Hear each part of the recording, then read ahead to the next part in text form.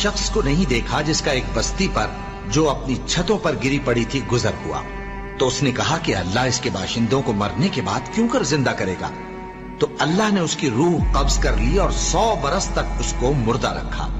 फिर उसको जिला उठाया और पूछा, तुम कितना अरसा मरे पड़े रहे हो?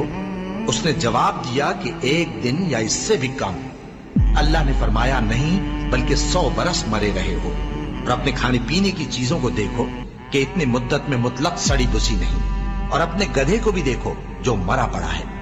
गरज इन बातों से यह है कि हम तुमको लोगों के लिए अपनी कुदरत की निशानी बनाएं। और हां, गधे की हड्डियों को देखो कि हम उनको किस तरह जोड़े देते और उन पर किस तरह गोश्त पोस्त चढ़ाए देते हैं। जब ये वाकयात उसके मुशाहिदे में आए तो बोल उठा कि मैं यकीन करता हूं कि अल्लाह हर चीज पर कादिर है। और जब इब्राहिम ने अल्लाह से अर्ज किया कि ऐ परवरदिगार, मुझे दिखा कि तू मुर्दों को क्यों कर जिंदा करेगा, अल्लाह ने फरमाया, क्या तुमने इस बात का यकीन नहीं किया?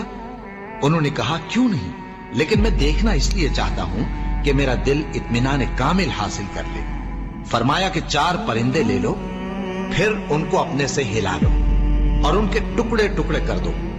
फिर उनका एक एक टुकड़ा हर एक पहाड़ पर रख दो। फिर उनको बुलाओ तो वो तुम्हारे पास दौड़ते चले आएंगे। और जान रखो कि अल्लाह गालिब है, साहिब हिकमत है।